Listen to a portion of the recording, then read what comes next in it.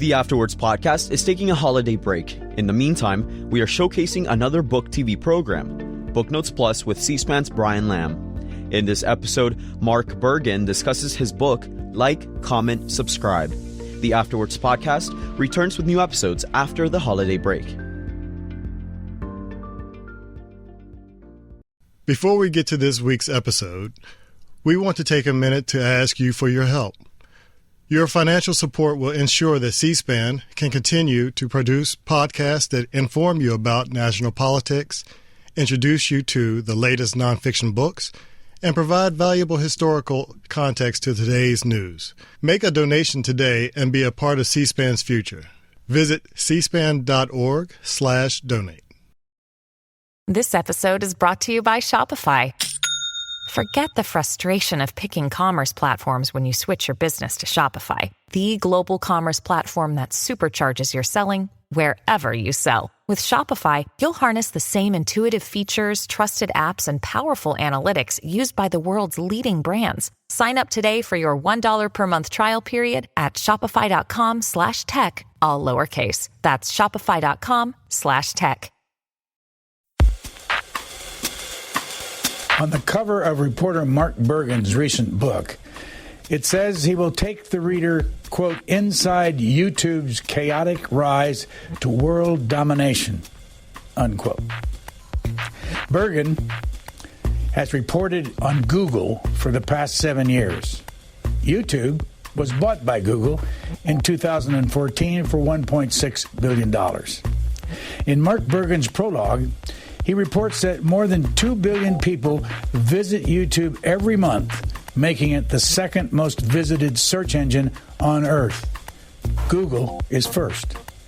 Bloomberg reporter Bergen writes that YouTube is still dominated by music, gaming, and kids video.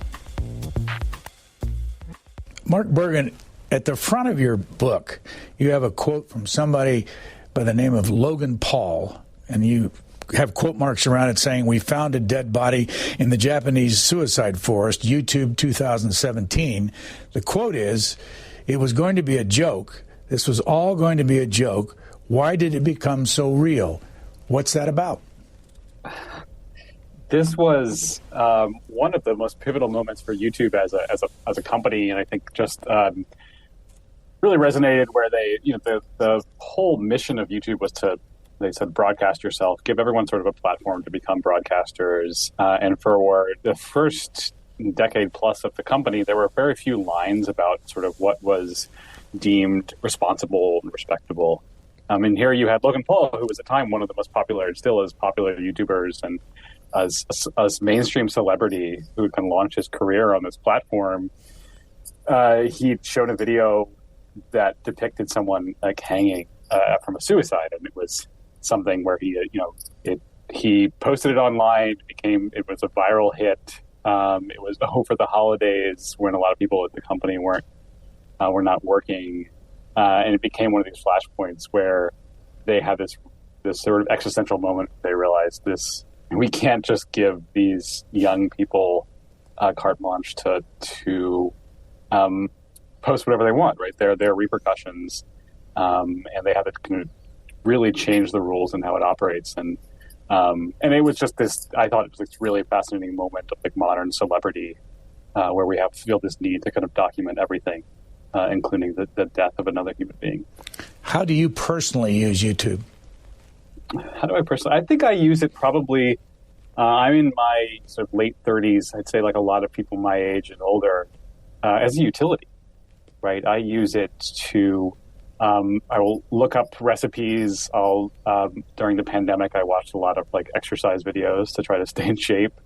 I use it to watch I'm a big basketball fan. I use it to watch a lot of free clips and highlight reels of basketball games. I think that is a way that a large swath of the population use the site. I don't use it like necessarily like a lot of people younger than me do, which is as a entertainment platform, as a news platform, is sort of an all-encompassing. I don't necessarily follow YouTube creators the way I think that the younger generation does. For someone that has never thought about it, maybe never watched it. What is it? What is YouTube? YouTube is many things. I mean, it is the world's, and has been for a long time, the world's biggest video platform. It's owned by Google, and I think it's really critical to think of it as Google for video, right? It is in much the same way that Google kind of organizes the entire web. YouTube is basically created that, where you have a video on sort of every subject imaginable, and so it is this incredibly valuable archive. It is entertainment. It is the world's biggest music library. It's probably the biggest podcasting library. It's certainly the biggest kids entertainment platform. And I think I make the case in the book, it is the company that has shaped the future of the direction of like the internet commerce and like the sort of social media, not just as a phenomenon, but as a business. Where is it physically located? YouTube is in San Bruno, California. So it's been there since early on. It was when it was acquired by Google in 2006. They had an office there. And Google has, for the most part, kept YouTube has its own separate headquarters, its own chief executive, and its own office culture that's a little bit separate from Google. But I talk about in the book, they're very closely intertwined. How long has Susan Wojcicki run YouTube? And eventually I want to get to the garage story, but how long has she run it, and what makes her qualified to run it? So Wojcicki has run YouTube since early 2014. She is probably one of the most central and important people in Google history. I think arguably one of the most powerful, influential women in Silicon Valley. Google was started in her garage, so she had a connection with the founders of Google, a personal connection. She was also one of the earliest employees there, their first marketer. There's certainly like people who, at the time when she was appointed, there were people that were very surprised by that appointment. She has no background in media. She'd never run a company that like YouTube, right? It's an advertising business, but it's also the world's largest media business. But she had at Google spent most of her time before then working on its what we think of as kind of display advertising business. So all the little banner ads that you see on any website you visit are likely powered by Google. And YouTube's business is in many ways just taking that model where Google sprays advertisements all across the internet, and they're just applying that to video. And so she was very qualified to run an advertising business. And from Google's perspective, that's what that YouTube needed to be for it. Before she took over, YouTube was kind of bleeding money. And so she was brought in to help make it a profitable business. How much money total did they make last year? Last year, I believe it was the $28 billion in advertising revenue. So what we don't, that's, what they disclose is just their advertising revenue. We don't know. YouTube also has a premium service where people will pay like $10 a month to have access to certain features, no ads, a music service. They have an over-the-top TV cable package alternative called YouTube TV. They don't disclose how much money they make from those subscriptions, but I think most estimates are that that's pretty marginal. So I think, probably close to around $30 billion. You open your book, the prologue, with the name Haji Daoud Nabi. Who is he, and why did you start with that? He was one of 51 victims of the Christchurch massacre in 2019. In New Zealand? In Christchurch, New Zealand, yeah. Right. It was one of, tragically, something that's become very familiar to us. It was a mass shooting executed by an avowed white supremacist. And it was tied into YouTube for several reasons. One is that the shooter in that case actually broadcast. He had a body camera that he broadcast the shooting, which is this just unbelievable horror that no one inside YouTube, I think, ever anticipated that their service would be used this way. There was also New Zealand government did an analysis after the shooting and talked to the shooter and discovered that a lot of his worldview was shaped by the videos that he watched on YouTube. And so it was a pivotal moment for the company that's, I think, still reckoning with that. And I think for society that is trying to understand how these platforms like YouTube that have transformed our lives in the past 2 decades, what real world impact they have. And I wanted to start with that story, and I wanted to start with the victims and sort of center them in the book. Did he have it attached to YouTube on a live basis when he did it? He was actually streaming on Facebook Live, which is which Facebook set up to compete with YouTube, and then the video sort of jumped pretty quickly. It seemed like people were re-uploading the footage onto YouTube. How did it change YouTube's life after that happened? So the primary way is that after that they readjusted what they called their hate speech rules, and so they've been under criticism for certainly externally in the press, in the U.S. Congress and Europe. What I talk about in the book was there's a lot of criticism inside the company that no one really outside understood, that the YouTube, just the way it's structured, the way that they recommend videos, the way that they're the way that they drive people to watch kind of consistently, and they really their system tends to reward outrage and extreme videos, was propagating these white nationalist beliefs. And so after the Christchurch shooting, they took an action where they became much more strict about certain types of views that they see as discrimination around race and around ethnicity. They outlawed what they kind of deem denying well-documented violent events. And so the most classic example is the Holocaust, right? Before this time, if you went on YouTube and said the Holocaust didn't happen, that was fine. That video could continue to stay on YouTube, and in many ways, some ways you can make money from that video. It could be promoted from their algorithm. After that, the company decided they rewrote their policies to say you can no longer do that, and other different cases like that. And I think, since then they've had a hard time. Writing rules in their guidebook is one thing, but enforcing them and sort of identifying, where people cross the line in the video, that is just an ongoing problem that they're never really going to solve. I've got a couple of clips to run.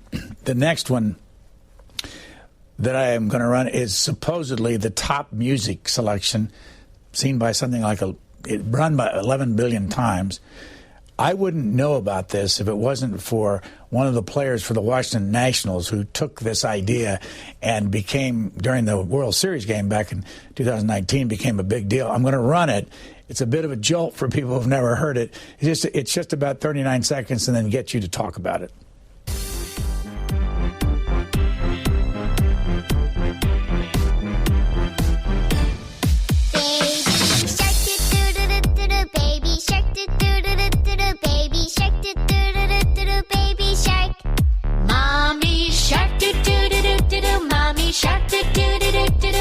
Shark, do do do do do do, mommy shark. Daddy shark, do do do do do, daddy shark, do do do do do, daddy shark, do do do do do, daddy shark.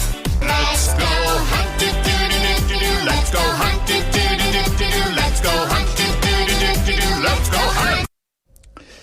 Mark Bergen, what is that? That's the song that's going to be stuck in my head for the rest of the day. That is, I believe it holds the record for the most viewed. In my research, I think I found a video. This is just a sort of the marvel of YouTube. I believe it was 10 hours of that song on repeat. And that exists on YouTube. It's been watched many times. And I think it suggests that, how YouTube has become the de facto babysitter for a lot of people.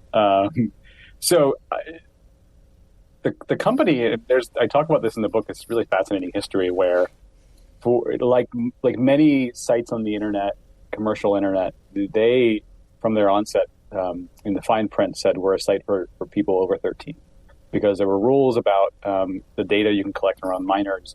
And so YouTube's lawyers and their founders decided we're not going to go after children, because that's a whole regulatory complication, where most of the internet's really unregulated, which is what Silicon Valley kind of prefers. That became, about a decade ago, really hard to ignore when you started this. A lot of creators discovered that YouTube as a free service, you have the iPad, was invented in 2010. It was just a phenomenal way to entertain children. And there are all sorts of new types of creativity. I won't necessarily say about the quality of Baby Shark. It seems like an innocent song. It's certainly not educational. But, is it a reflection of, it's sort of like children's TV, but, as I discovered in research, children's TV has been regulated. And there are certain, at least on broadcast television, there has to be a certain amount of educational programming, and there has to be a certain amount of, you can't have overtly commercial messages and child labor. There are child labor laws.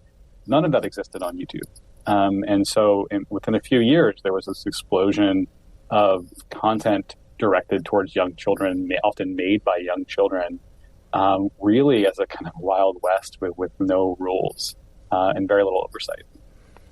Let's say that you and I want to start a channel and we want to get the advertising in and we want to make some money. How do we do it?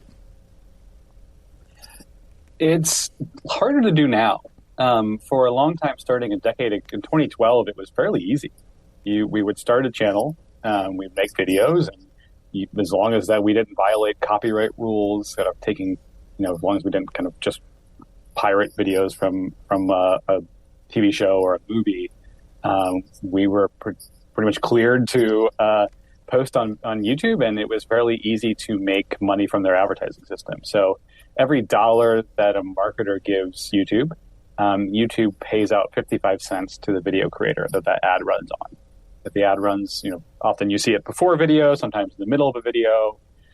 That changed. We talked about at the beginning, Logan Paul, that incident in Japan.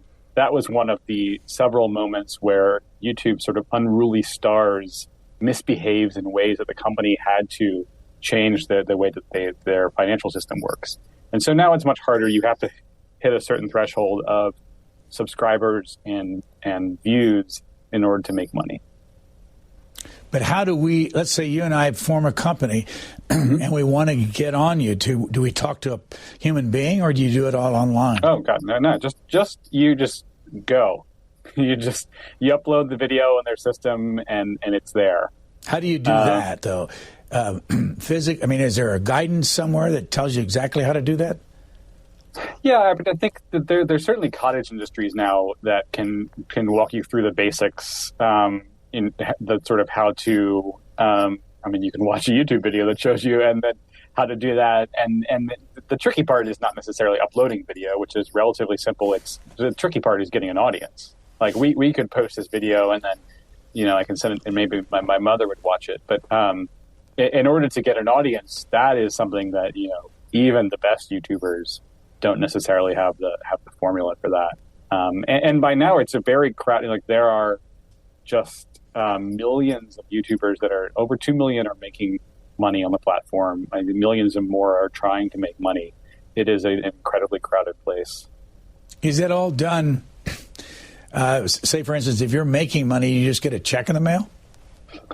Effectively, yeah. YouTube is basically one of the biggest internet economies ever created, and so it comes out cuts a monthly check based on your the number of ads that you run, and a formula that's relatively the ads are very like television. They have varying costs. If you have if you're making educational videos, you tend to get better ad rates because advertisers are more willing to sponsor that. But some of if you're it really depends on it's all sort of a secret formula. And to be very clear, like YouTube as a company doesn't provide a lot of transparency around this. Like unless you're a really big star, it is hard to even get in touch with a customer support representative there, right? Google tends to favor systems that work on software and machines rather than having to hire a bunch of call support. And so it's a very opaque system. Tiny little thing. When you watch anything on YouTube, there are two different ways that commercials are coming. One, the little block in the corner, after 5 seconds, you can get rid of the ad, or the ad is there and you have to see the whole thing. What's the difference between those two, and what makes money for you if you've got something, a channel or whatever you have on YouTube? Yeah, the one you described is actually, it's called a skippable ad, and it does precisely that. And it's sort of remarkable. I mean, I still struggle with this, to think about how many people will not, if I see that, I'm skipping too, right? It's sort of the way that YouTube system works is the advertiser only pays if someone does not skip, if someone watched the entire ad. This was something that YouTube invented, this format, and it's been, they don't disclose this data, but from what we can understand, it's done remarkably well. And I think what happens there is they're able to charge higher rates. And the example that someone at YouTube, a former executive, told me, it's, imagine that Nike makes this commercial that everyone kind of wants to watch. It's a really, we've all seen, like, these, Nike is a good example. These sports companies can make really compelling advertisements, commercials. If they make an ad that very few people are skipping, then Adidas will want to pay more to get in front of viewers with their ad.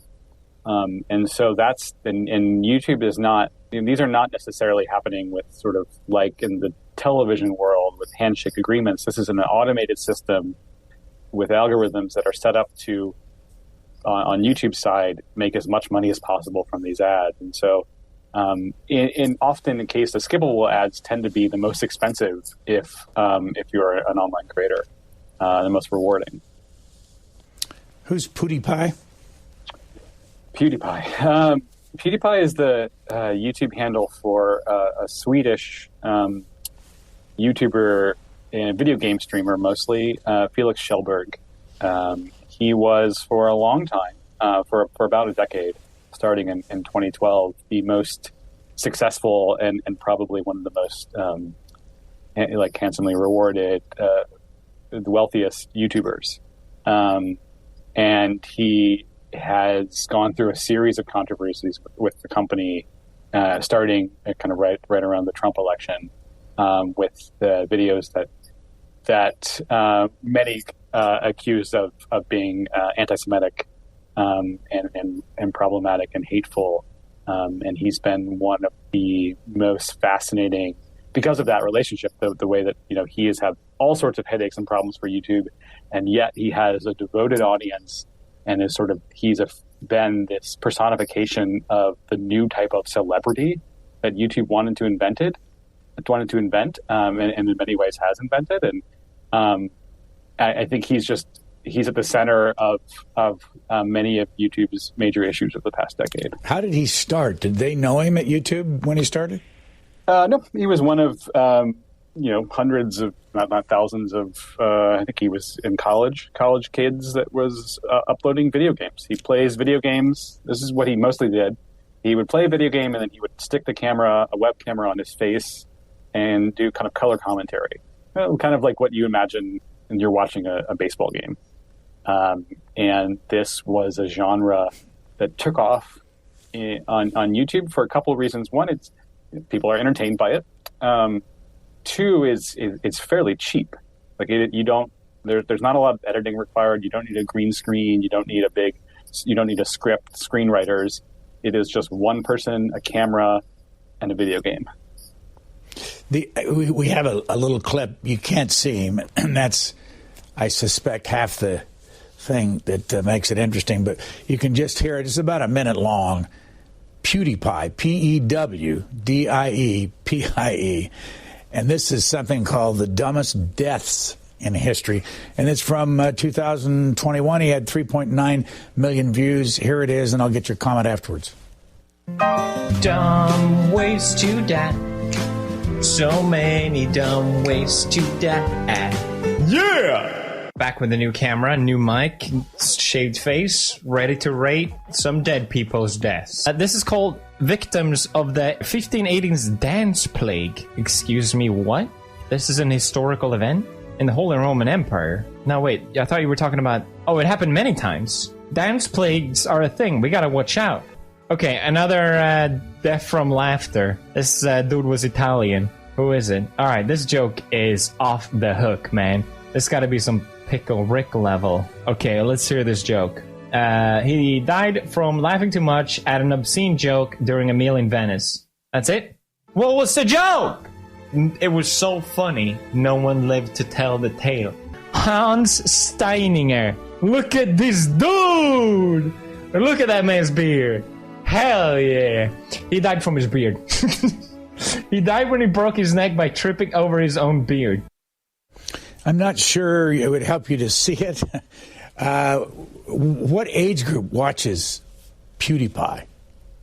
That's a good question. I mean, we don't know. I think they're estimates. I think it's safe to assume it's probably in the 12 to 24 age range. What do they like about it? I think there are a couple things. One, if you saw the clip, he was sort of basically like going around Wikipedia, right? And this is like, he is sort of part of this generation of YouTubers that often it makes videos about the internet and about the internet culture. And I think one of my theories that I kind of developed from talking to people inside the company is like, the internet is, and YouTube is just it can be a very befuddling, confusing place. And it's certainly like, I am a professional journalist that covers tech and social media, and I am often very confused about the trends and the phenomenons that happen, right? And if you have someone like what PewDiePie often does is he kind of becomes this navigator of online culture, a translator, and he's also driving it in many ways. And so I think that's entertaining when people can have someone to kind of guide them around. He's clearly he's an online comic and presents himself that way. What I think is also unique is that, unlike a reality TV star or a television star, he often reveals, you saw the beginning of that clip, how he's talking about just that he shaved his face, right? And that he bought new equipment. Even though PewDiePie is not his real name, most people, sociologists will call this a parasocial relationship where the fans, they don't know him. They've never met Felix Schellberg, the human being, but they feel like they know him. And they have they're invested in his success and his performance as an online creator in a way that I don't think really happened in media before. It doesn't happen with other types of celebrity and reality TV. And that that has can create new business models where he can tell fans to buy a certain item and they're going to go out and buy it. And it has a dark side, which is when he is making choices that have big societal risks. He has a lot of fans and that are extremely devoted to him and are going to become like trolls, and he calls them the bro army. And we've seen that become very misogynistic and have this sort of toxic underbelly. Has he ever been sued? Oh, good question. Not that I'm aware of. And is he still active? He is still active. He is no longer he kind of lost the crown he was for a long time the most subscribed. He was a YouTuber with the most subscribers. He lost that. I believe it's now sort of, there are three different new kings of YouTube. One is a Bollywood entertainment channel. One is a kids channel. And the third is a creator named Mr. Beast. I got online this morning and looked at Mr. Beast. What's the attraction there, do you think? Can you explain what he does? Sure. Mr. Beast is a really interesting new phenomenon. He's sort of like reality TV for the YouTube generation. He is largely famous for his sort of stunts of excess. He will do something kind of, these are reality TV formats, right? But he will have a contest where he has, one I'm just thinking of maybe a dozen people putting their hands on a really expensive car, and the last person to keep their hand on the car will get to keep the car. Or he will pretend to be an Uber driver, and then at the end of the Uber ride, he gives the person in the car who took the ride with him this really nice Tesla, right? Like he does these, and sometimes there are charities. He will film himself trapped inside of a box for 24 hours. Like these are formats that have been proven successful on reality TV. He is part of this generation. He's been on YouTube since he was making videos on YouTube since he was 12 years old. I think he's maybe 24 now. And he does it he spends a lot of money. He has a pretty major media business to make these videos. And it ends up becoming like fairly profitable. C-SPAN has a lot of C-SPAN's material has ended up on YouTube. Now we have a channel which we have an arrangement, like we were talking about earlier. But an enormous amount of our material finds its way to YouTube, and we didn't give anybody permission to do that. How often has that happened? And at some point, I want you to tell us about the Viacom suit, because I suspect it's all wrapped up in that. Yeah, I mean, this was a problem that emerged pretty early on with YouTube. One of the one that the staff struggled to sort of stamp out was WWE wrestling. Became where fans were just would pirate the videos and put them up without permission. And so, the fundamental issue, and you brought up the Viacom lawsuit. So the Viacom sued YouTube for $1 billion for copyright infringement in March of 2007, which was a few months after Google purchased YouTube.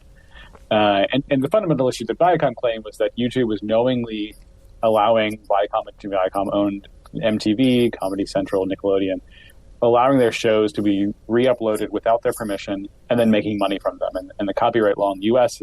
makes it very clear that you can't sort of have commercial success from pirated footage. What YouTube built in probably the most successful sort of technology that they've made is something called Content ID that automatically, C-SPAN, for instance, C-SPAN, we can go in and upload their footage, and then YouTube, the way it's supposed to work is that every time someone goes around C-SPAN and say uploads footage without the station's permission, then YouTube will alert the copyright owner and say, we found this video footage here. And you have two options. You can take it down, or request to remove it, or you can just make money from the ads that run. And that is an arrangement that has worked very well for YouTube, because a lot of media companies are interested in, they're fine with having the material remain on YouTube. It is successful. It is a very good marketing channel. And then they end up making all the money from the ads anyway. And so I think because of that, because of Google has incredibly well-paid and savvy lawyers, they were able to fend off the Viacom lawsuit and basically keep YouTube in existence because of that system in place. Is there any way I get online to see if I can find out how many servers they have to be able to do this, billions and billions of hours? I found, and I'm sure I never quite trust these numbers, but I found that there were something like 36 locations around the world. What are your numbers, and do you have any idea how many servers they've had to buy to service this institution? Yeah, YouTube is so intertwined with Google on the sort of back-end technology that I think it's hard for us to say. As far as I understand, it's not like Google has data centers across the world, dozens of them, and I think some of their systems are. It's not like have one piece of machinery that's designed just to compress YouTube video footage and another piece of machinery that's designed to work on its search engine. Right? It's sort of all part of the same overarching technology and system. So I think, to answer your question, I think YouTube would have a lot more servers if it wasn't part of Google. Google is the world's most effective technology company at sort of squeezing out efficiency from their machines and their operate like they have for a long time. But YouTube was bleeding money because it's more expensive to basically host this free video and so much of it. And so it was basically Google's successful advertising business was subsidizing the YouTube machinery, like YouTube service. So I don't have a good answer for you as far as the exact number. Who do you credit for figuring out the advertising part of all this? I think so. There was a CEO. So Susan Wojcicki was certainly has helped YouTube's business grow, not necessarily from zero, but from close to zero to what it is today. And she also navigated, for almost a year in 2017, you saw the biggest advertisers on the platform boycotting the service over extremist videos. And she is, if you're a shareholder in Google, you're very happy with her ability to get advertisers to come back and to build a pretty sustainable business from that. I think there's credit. Before her, there was a chief executive named Salar Kamangar, and his deputy, Shishir Malhotra, were the two that most people at the company sort of credit for taking it from a an unprofitable business into something in shape for profitability. I want to ask you about the individuals who started it, but first, about you. Give us your background. What's part of the country did you come from originally? Where did you go to school, and what were your first jobs? Oh, wow. I wasn't prepared to answer that. I'm from Columbus, Ohio. I went to school nearby in the College of Worcester, which is in northeastern Ohio. I believe YouTube was started when I was a sophomore or junior in high school, or college, rather. And I was trying to remember, like, the first time I remember encountering videos, but and my first job was actually delivering the local newspaper in Columbus, the Columbus Dispatch. Maybe that started my interest in journalism. I have been covering Google primarily since 2015. But you went on from Worcester to the University of Chicago. What did you study there? Oh yeah, I studied public policy, and still have an interest in the intersection of business and policy. When did you decide you wanted to be in this writing business and covering news?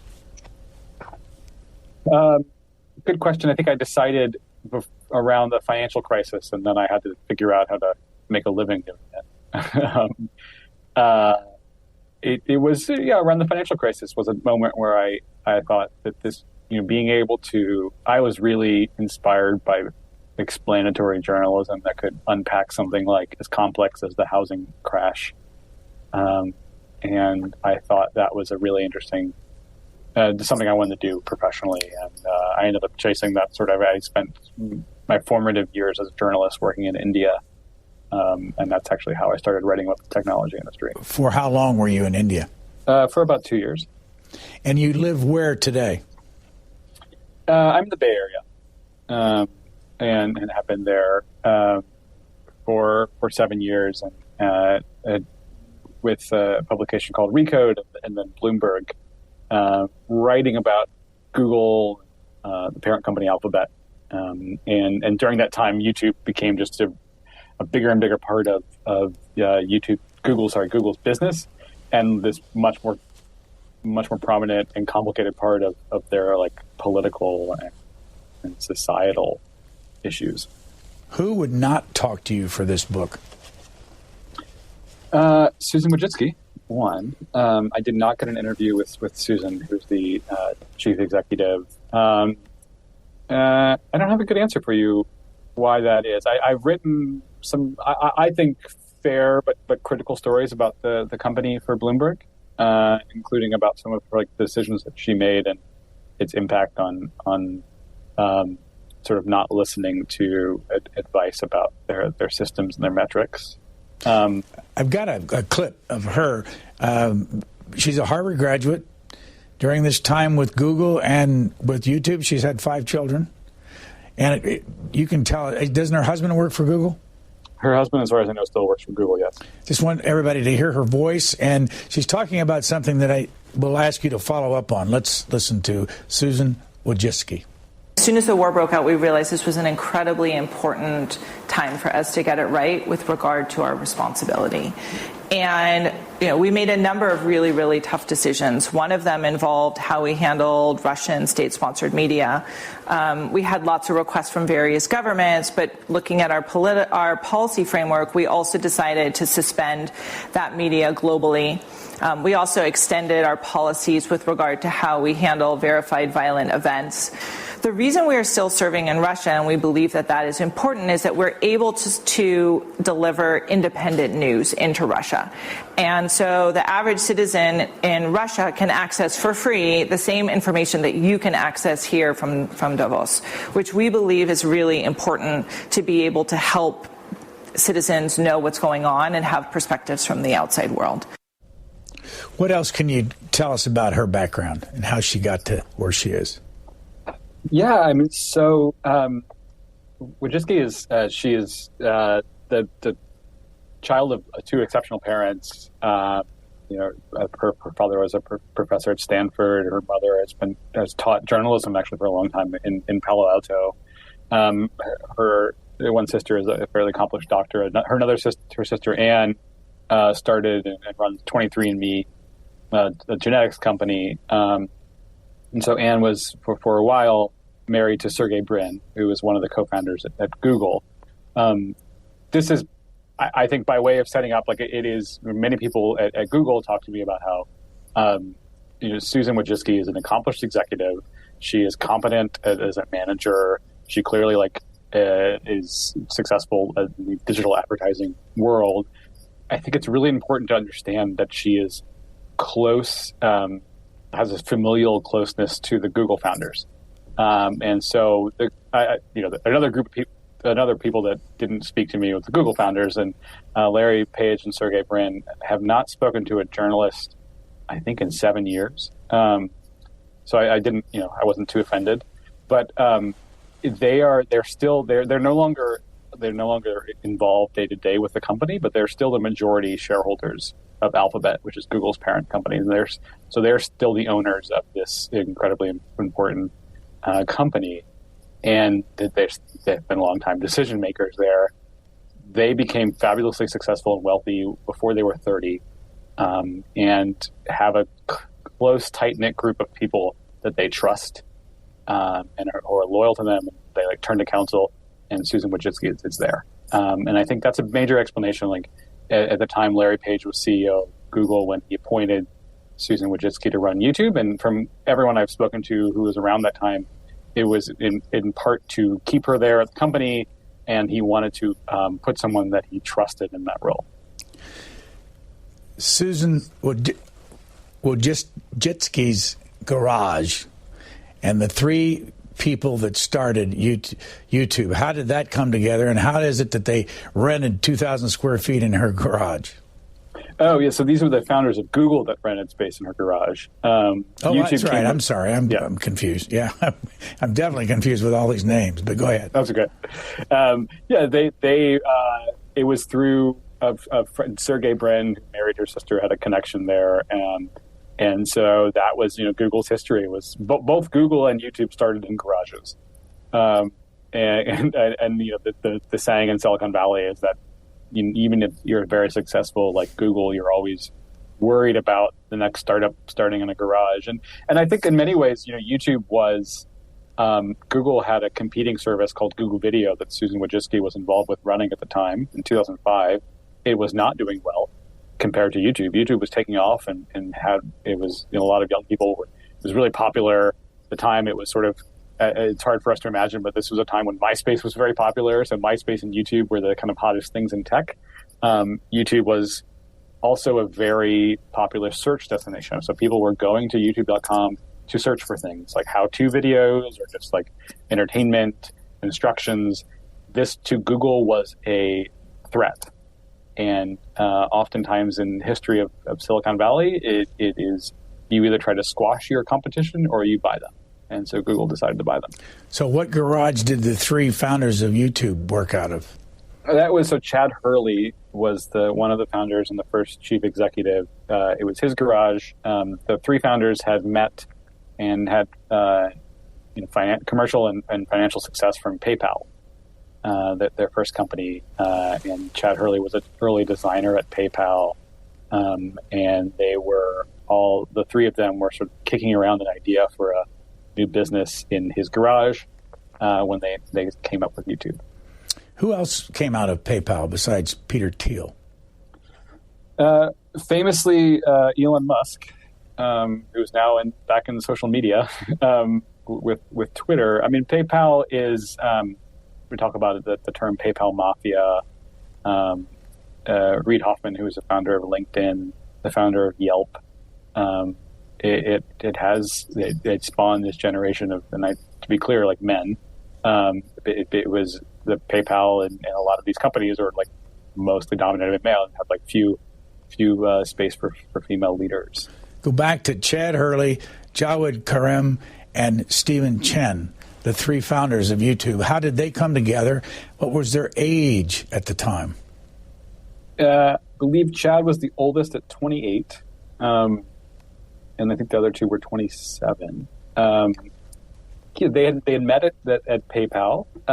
This was a time when it was, what we called Web 2.0. sort of beginning of this, not just where the internet was not just a passive experience that people would go on and say, like, read from a New York Times or a blog, or sorry, not just read from the New York Times or watch footage from mainstream media, but they could actually create their own. So MySpace was one. Facebook was started just months before.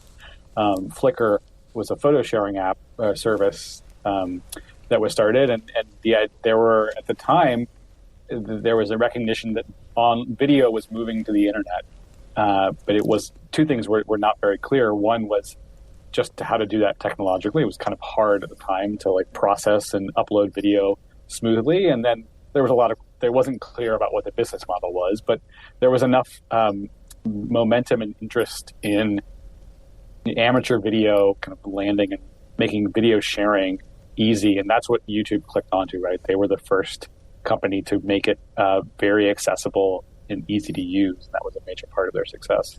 Where are they now? What are they doing, the three? Mostly enjoying their wealth. How much they make? Sorry? How much did they make? This came out in the Viacom lawsuit. That's the only reason we knew them. I think I believe, Chad Hurley and Steve Chen stayed around for the acquisition. Jawed Karim, who's a third founder, left pretty early on before Google acquired them. I think he made close to $60 million, and these are payouts, not just one lump sum. I think Chad and Steve are close to $300 million, is my understanding. Enough to, for many people, have a comfortable existence for the rest of their lives. Chad and Steve kind of started another video company. They've all been, I think all three of them are working as investors and mentors. Steve Chen worked for Google Ventures, which was Google's venture capital arm.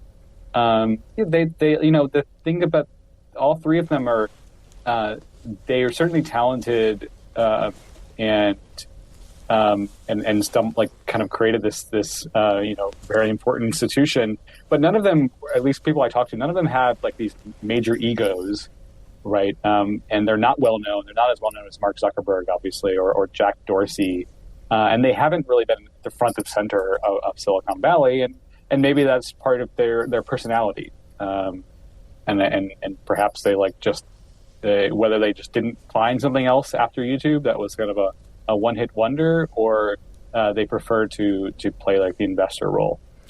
Give us some idea of who's made a tremendous amount of money after putting video on YouTube. Besides, I assume, is there any figure on PewDiePie's how much money he's made? There have been some estimates. I mean, in my reporting, I got some internal figures that was over, I think, a 7-year span, and it was, I believe, close to 30 million or above 30 million. And so like PewDiePie has certainly like made a successful business. I think you saw that clip. There are certainly people that argue like it's very strange and bewildering that someone like him could have such a successful career. The flip side of that is the audience that he demands, like the number of people that watch his videos. It's kind of disproportionate to say that the salaries that a movie star can pull down. And so Mr. Beast is another one. Mr. Beast has certainly had a successful career. For a long time, the richest YouTuber was a child named Ryan Kaji, who I believe is now 10 years old.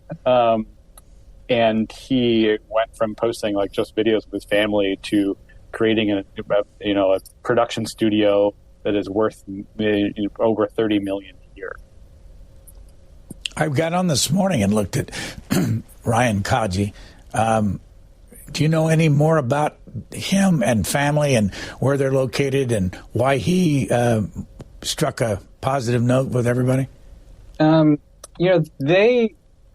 believe they may have just recently moved. I think they were in Houston and maybe moved to Hawaii. But they, like many successful YouTubers, don't love to broadcast where they live. I think it's understandable, especially young kids. There are many strange people out there, right? And so they want to keep as much as they can private life. So I say that, these are people that Ryan Kaji has been on YouTube since he was 3 years old. And so it's this weird dissonance between his parents saying that they want to respect his privacy and the fact that they basically, like, more than 2/3 of his life has been lived on camera. He's part of now many dozens of very successful children on YouTube. He became famous with toy unboxing, which is a genre that came up about a decade ago, which is kind of exactly what it sounds like, right? The videos are often maybe 15 to 20 minutes long, and most of them are filled with him, unboxing or playing with toys. He's kind of graduated from that, and part of it's his age, part of it is like the YouTube algorithm is starting to reward those types of videos less because of some scrutiny that the company has faced. Most people I talk to who have spent time around him and his family, his parents are young, I think they're younger than me, say that they're a well-adjusted family. And, I talked to one of his managers, or kind of works with him in his parents' company. And, the criticism is sort of familiar to everyone. What is it like what life will this child have after they've been so famous so young? There's so many examples in Hollywood of that going wrong. And we've all seen the examples of stage parents and how that can have just like terrible pressures on the child's life. The response that the manager told me was that Ryan's never had to audition once in his life, right? That he, unlike in Hollywood, this is what YouTube prides itself on. There's no casting director, there's no producer, there's no director telling someone or a child that they're not good enough, right? There is just, they post a video online, it takes off or it doesn't. I caught this sentence from you in your book. Older Americans probably visited YouTube rarely, certainly didn't rely on it for news. I'm an older American. I get on YouTube all the time. I find an enormous amount of history. How does that fit in all this, and how much is that watched? And I assume I'm in the minority, but I don't care what war you want to find out about or what person in history, there's something on YouTube like that, and I wonder how much business there is from that viewpoint.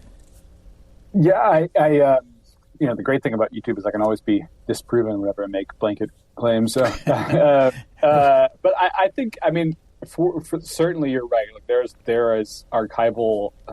There's enough archival footage about kind of any topic imaginable. And I also I'm a big jazz fan, and so you can go back and watch all these videos of jazz musicians playing, and it's sort of magical that they're there. I don't know from a business perspective. I think it's probably maybe a rounding error compared to like video games and beauty and kids. These like much bigger topics on YouTube, but it's still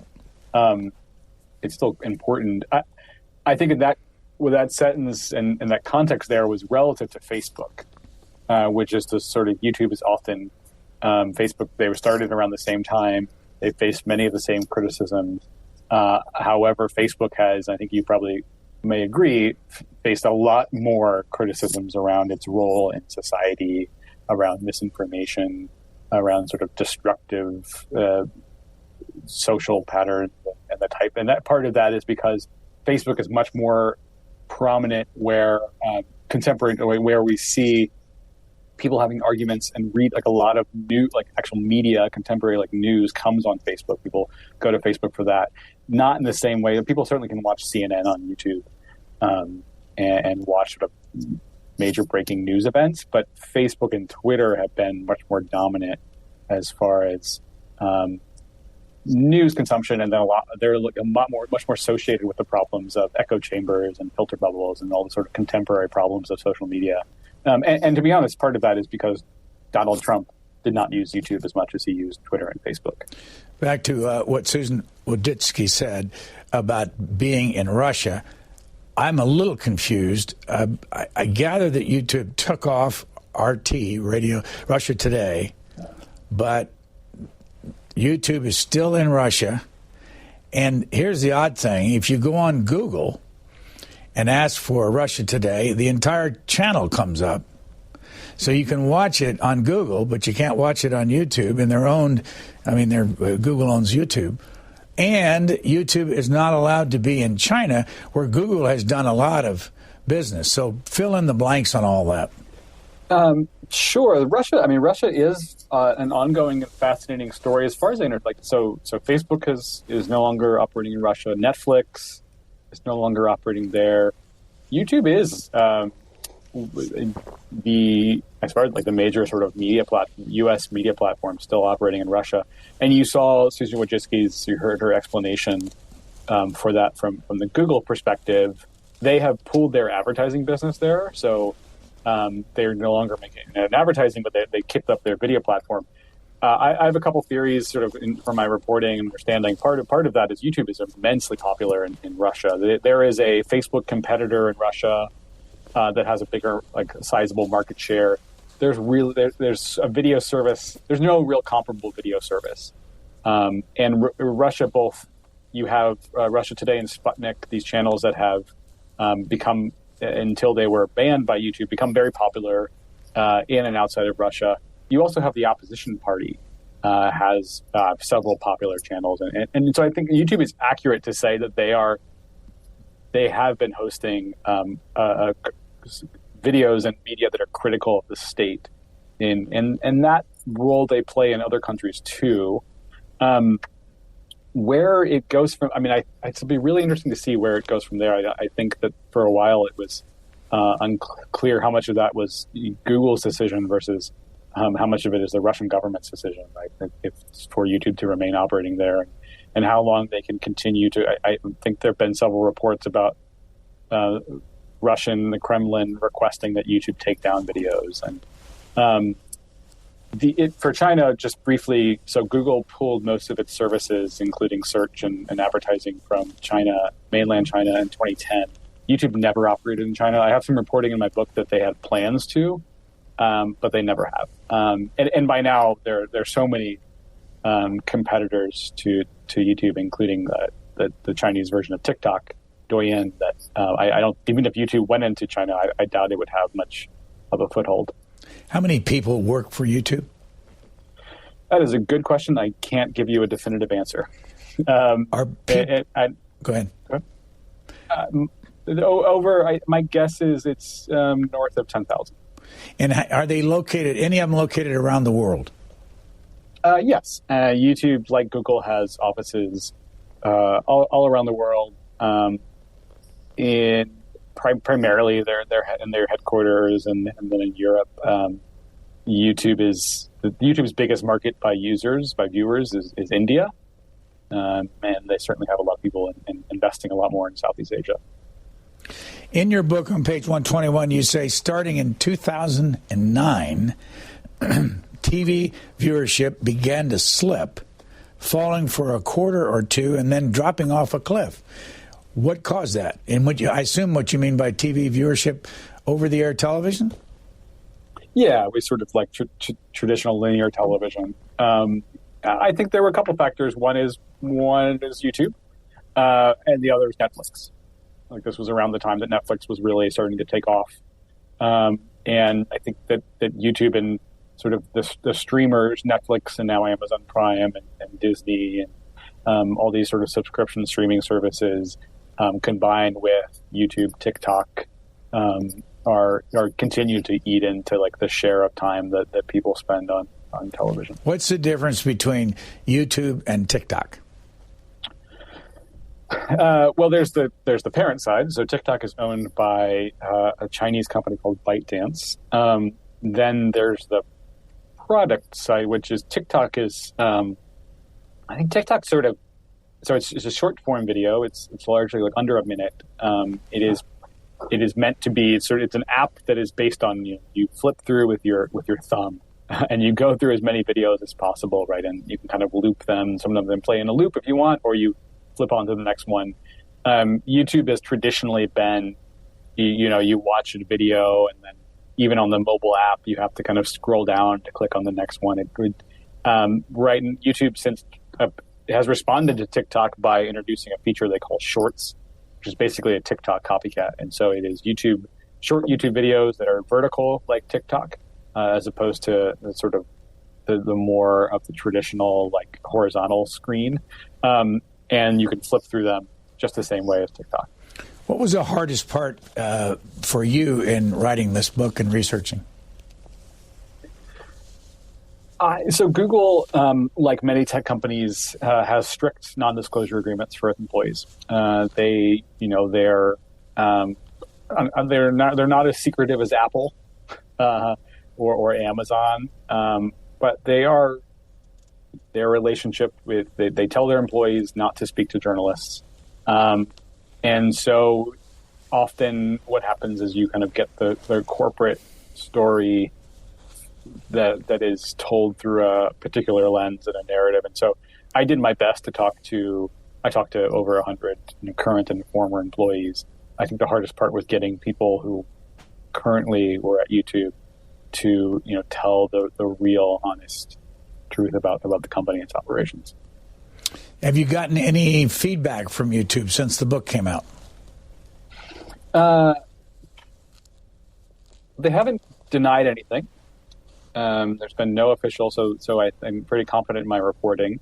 I gave them ample chance to come out and comment, which was all included in the book. I think there's certain parts of it that I don't love, but I like the feedback so far has been that it's honest and fair. Couple of statistics. We wind this up. Male to female, what's the ratio of who views?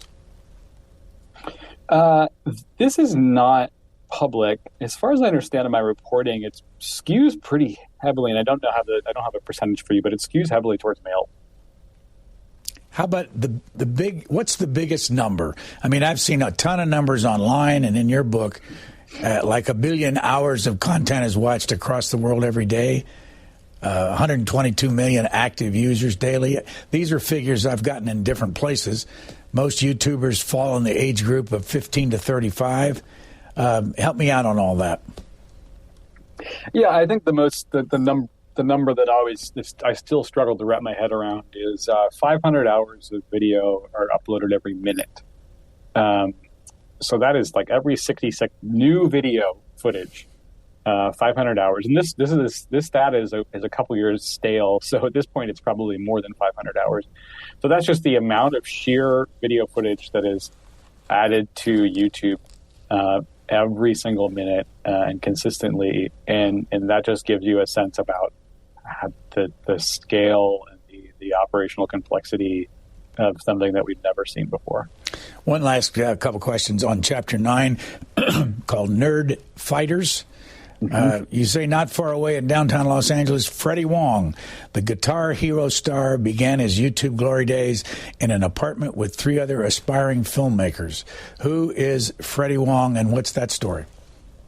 Freddie Wong was one of the earliest YouTubers, and I have this tremendous amount of respect for him as a creative person, and like he was part of this generation that was. This was YouTube early on started paying its creators, but from the onset there was no financial reward or guarantee. And so many people like Freddie, he was in college when YouTube came around and made these like really inventive short films that he started to upload on YouTube. He had this was not a guarantee, right? He wasn't doing it for money. He wasn't doing it to be an influencer. He wasn't even, I think he was doing it to create to pursue a creative act, to put something creative into the world, to like experiment with a canvas. And I told that story because I think that he's part of a generation and a type of YouTuber that too often the company ignored. The title of your book is Like, Comment, Subscribe. How did you get to that point where you named it? Who named it? My agent came up with that one. I can't take credit.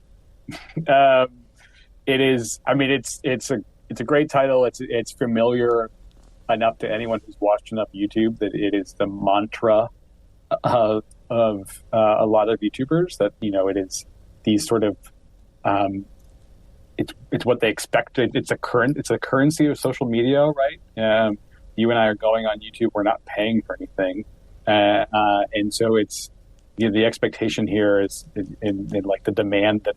In order to achieve success on YouTube, in order to achieve fame, you need to get people to like, you need to get people to engage, you need to get people to subscribe. It's this sort of constant, I think it's almost desperation and need that the company set up. And I, it's almost, I meant it kind of, it resembles, like it's sort of endorphin. It sort of resembles a drug, right? It's something that social media has been compared to tobacco, and I think there's some definite truth to that comparison. The subtitle of like, comment, and subscribe there is Inside YouTube's Chaotic Rise to World Domination. Our guest has been Mark Bergen. We thank you, sir. Thanks for having me. I really appreciate it. Thanks for listening to the Booknotes Plus podcast. Please rate and review Booknotes Plus, and don't forget to follow so you never miss an episode. Questions or comments, we would love to hear from you. You can email us at podcasts@c-span.org.